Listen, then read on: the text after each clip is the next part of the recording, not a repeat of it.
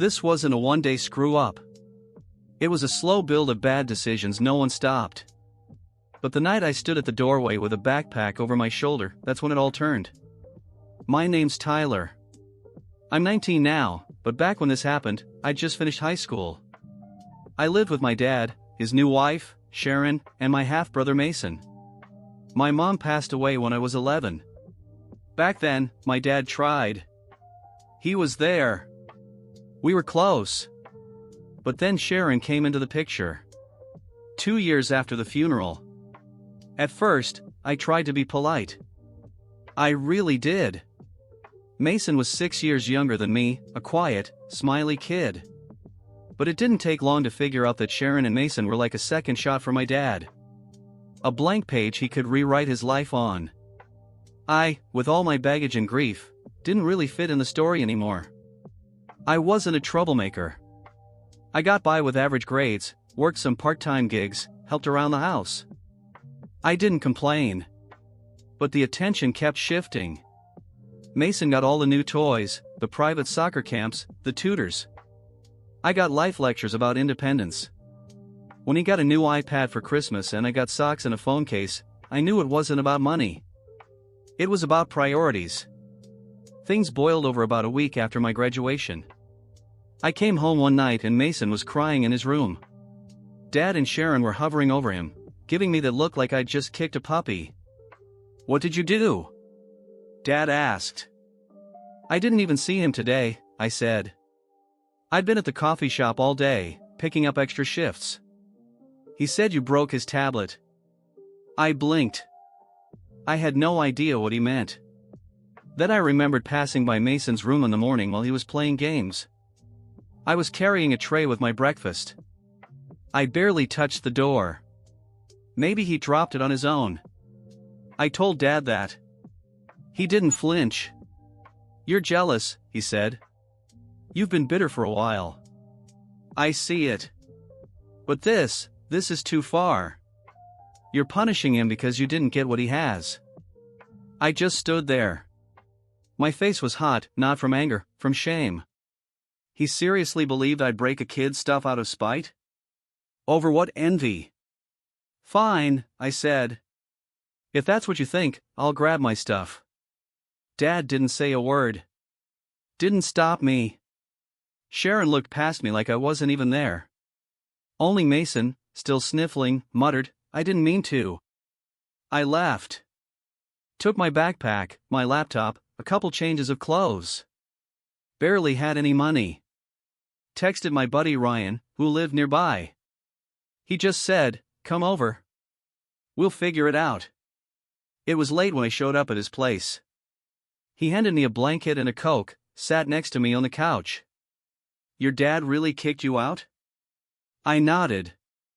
Couldn't talk yet. "Screw him," Ryan said. "You're free now. You can finally start your own life." I laughed a little. Starting my life from someone else's couch, great. But his words helped. I needed that more than I thought. The next few days were a blur. Ryan let me stay for the week, but he was heading out to visit his grandma. His sister Maddie said I could crash at her apartment if I helped out around the place. She was in college, working remote, and the apartment was basically chaos. So I ended up in her small unit with peeling furniture and 2 cats. Not glamorous, but no judgment. No icy stares. When I burned a frying pan trying to make eggs, she actually laughed. "You've got a gift," Maddie joked. "You screw up with style." It was dumb, but it stuck with me. I've always liked cooking. My mom taught me how to make cinnamon toast and lazy apple pies. I'd never taken it seriously. Just something fun. A few days in, I filmed myself making mac and cheese on my phone. No filters. No lighting. Just me, a stovetop, and my voice. I posted it on TikTok. Thought nothing of it. Then I woke up and saw 1,000 likes. Comments like, "Dude, you're awesome. Post more." I sat there on the floor with a mug of tea, scrolling. Something warmed up inside me. Not pride, exactly. Just this feeling like, for the first time, someone actually saw me. Living on Maddie's couch wasn't exactly glamorous, but after everything, it felt weirdly safe. Her apartment was small, cluttered, smelled like incense and cat food, and the couch cushions were older than me, but it was mine, for now. She gave me a key and said, "Don't burn the place down." That was our deal. The job came next. Maddie's friend Olivia worked at this local cafe/bookstore downtown, and they needed someone to do morning prep. It paid like crap, but I took it. I chopped vegetables, prepped sandwiches, cleaned surfaces. I didn't mind. It kept me busy and got me out of my own head. The real shift happened one rainy Tuesday when I was making grilled cheese for Maddie and she said, "You know, you cook like someone who gives a shit. You should post this stuff." So I did. I grabbed my phone, filmed myself making a simple breakfast sandwich. Nothing fancy. I talked while I cooked, mostly sarcastic little comments about burning toast and forgetting cheese. No script. No music. Just me rambling while eggs sizzled. I posted it on TikTok that night. No hashtags, no expectations. By the next morning, it had 12,000 views. At first, I thought there was a glitch. But the comments kept coming. "This is the most comforting video I've seen all week. You sound like someone who'd make me soup after a breakup. Low-key crying at 3 a.m. watching this, ick why?" That last one hit hard. Because I knew that feeling. I'd been that person. Alone, up at 3 a.m., scrolling, looking for something, anything, that felt human. So I made another video. Then another. I didn't try to be funny or charming. I just cooked and talked. Sometimes about food. Sometimes about feeling like everyone moved on without you. Sometimes about how weirdly quiet life gets when no one checks in anymore. People watched. People listened. I hit 50K followers within a month. Brands started demanding me. Nothing big, mostly indie spice companies and eco-friendly storage crap, but still. I was just a kid filming omelets in a borrowed kitchen. The cafe owner, Carla, pulled me aside one day and said, "You're the one doing the cooking vids, right?" I nodded, bracing for a lecture. Instead, she smiled and handed me a flyer. Local food festival next month. We got a booth. Want to co-host? Do a few demos? I thought she was joking. I'd barely been there 2 months. But she wasn't. I said yes before I could talk myself out of it. The weeks leading up to it were chaos. I kept filming, kept posting, kept working shifts at the cafe. Maddie's cat started appearing in the background of my videos, and my followers weirdly loved that. Someone even made a fan page for Toast Cat. When the food festival rolled around, I wore a dumb apron and made 3 different grilled cheeses in front of a crowd. People asked for selfies. One girl told me her dad watched my videos with her because you're like a chill version of Gordon Ramsay. It was insane. Like living someone else's life. But what really got me, was that for the first time since I could remember, I didn't feel like I was proving anything. Not to a teacher, not to my dad, not even to myself. I just was. People liked what I made. People liked me. One night, after the festival, I came home late and sat on Maddie's balcony with a bowl of leftover pasta. It was quiet. Cool air, city sounds in the distance. I opened my phone and scrolled through the comments on my latest video.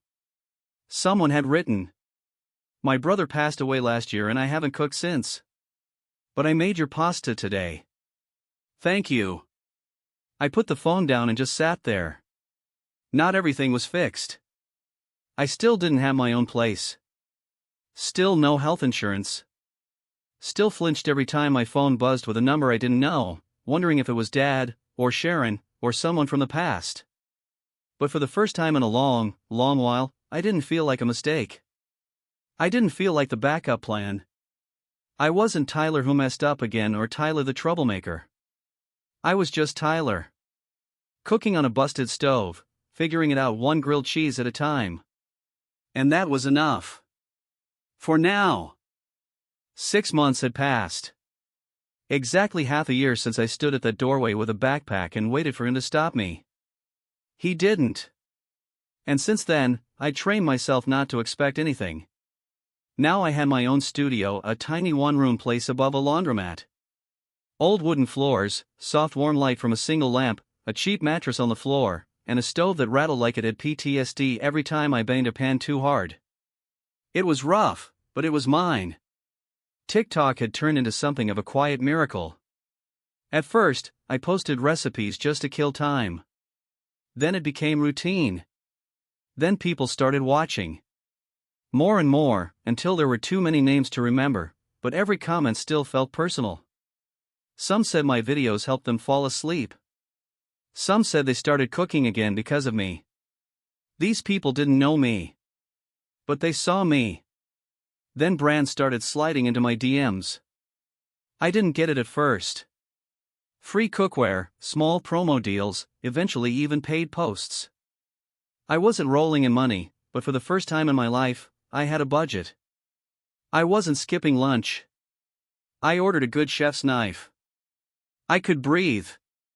Then one evening, while filming a segment on late-night snacks, peanut butter toast, of course, someone knocked on my door. I wasn't expecting anyone. This late, it was usually just a delivery guy or a neighbor looking for Wi-Fi.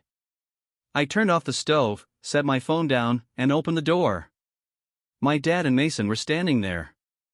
I hadn't seen them since that night. They'd become something like static in the background, a blend of voices, smells, and unresolved tension. But now they were here, real and awkwardly quiet. My dad looked worn down. Thinner. Paler. Like life had kept pushing and he stopped trying to push back. His hands were buried deep in his coat pockets. Mason stood beside him, eyes on the ground like it had answers he didn't want to say out loud. I didn't ask why they were here. I just stepped aside. Not out of love. Not because I missed them. Just because it felt like the right thing to do. They sat stiffly at my small table, one I'd bought from a thrift store and covered with coffee stains. I gave them water and turned on the heater. Even the air felt tense. They didn't eat. I cooked anyway. Pasta with garlic and roasted vegetables. Cooking had always been the only thing that helped, kept me from thinking too much, feeling too much. You boil, chop, stir, season. You don't have to process.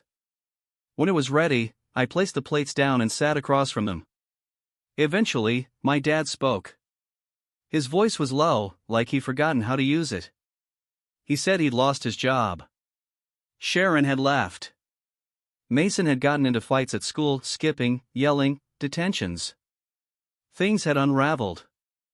I listened. I waited for the part where he told me what he needed. He never said it directly. But it was clear. They had nowhere else to go.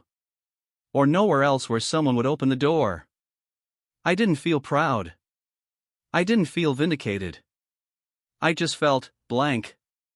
I served dinner and ate quietly. Mason looked older, but not in a good way. Tired. Closed off.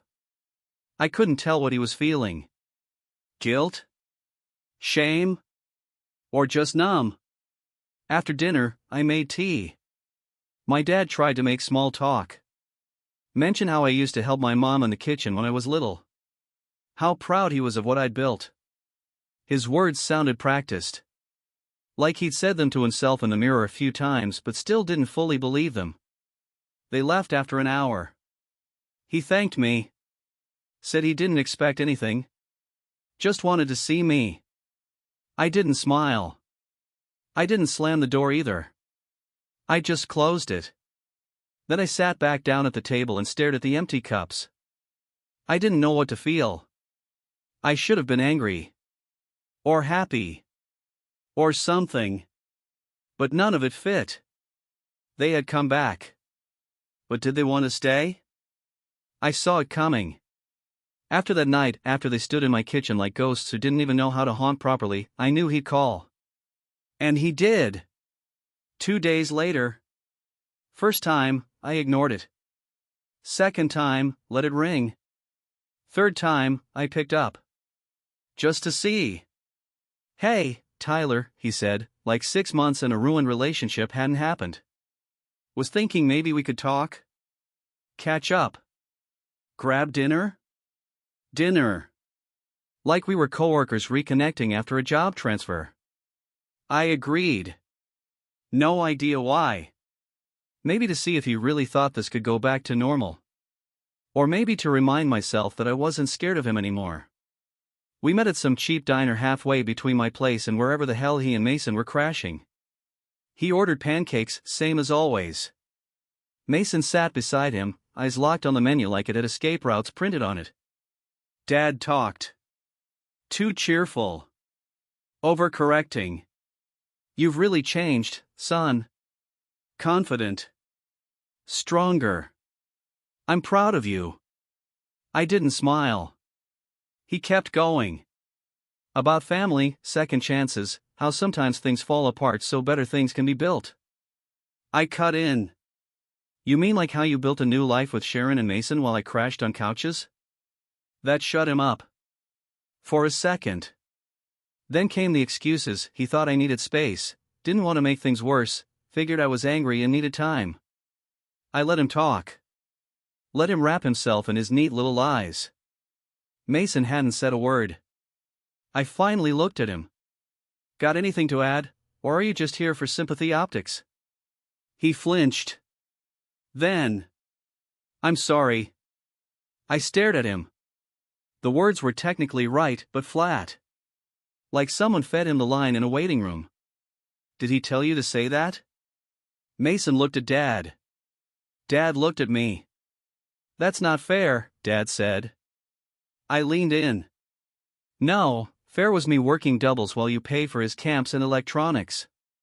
Fair was me walking out your front door with a backpack and nobody even texting. The waitress came to refill coffee. Smiled. I didn't. I'm not angry, I said. I just don't believe this. You don't miss me.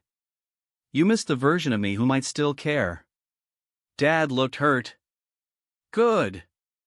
He should have felt that a long time ago. Then came the real reason.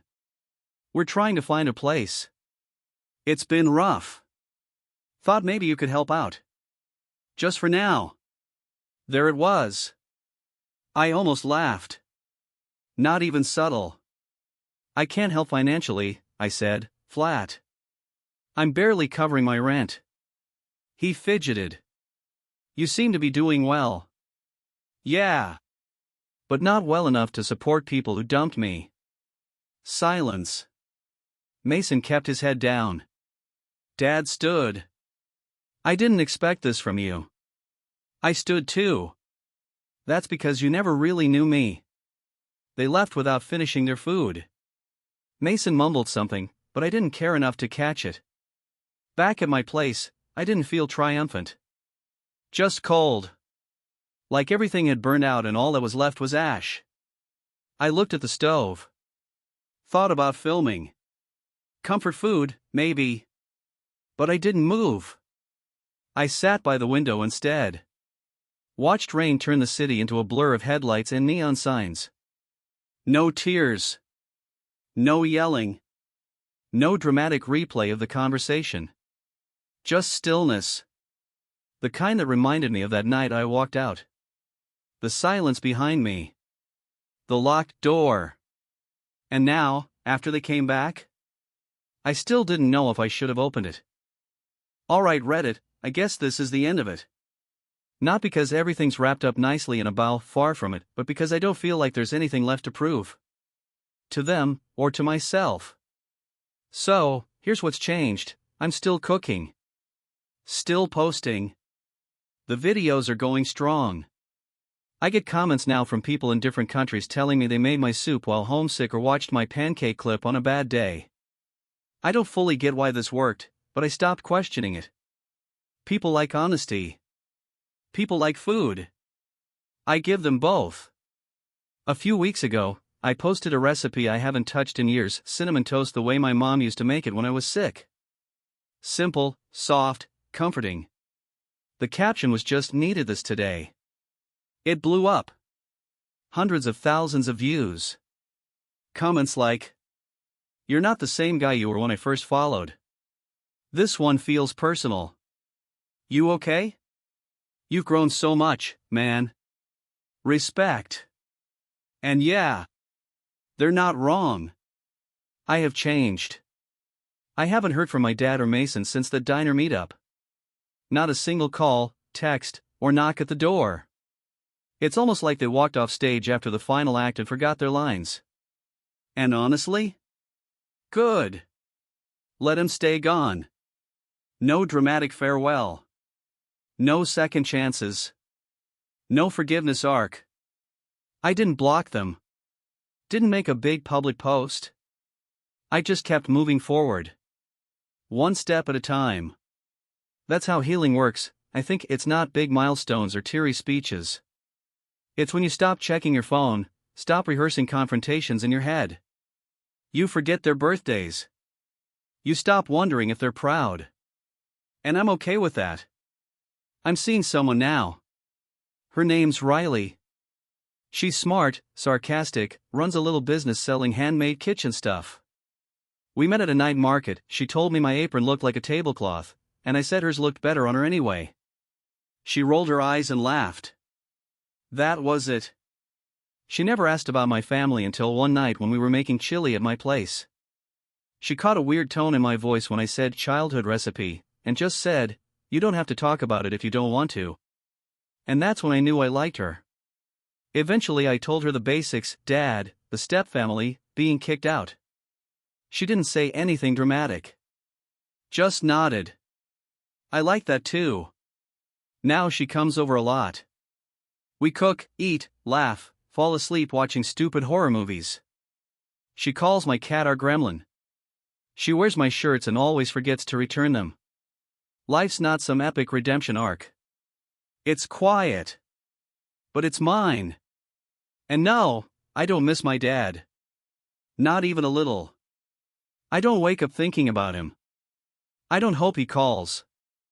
I don't replay our last talk. I don't even hate him. I just don't care.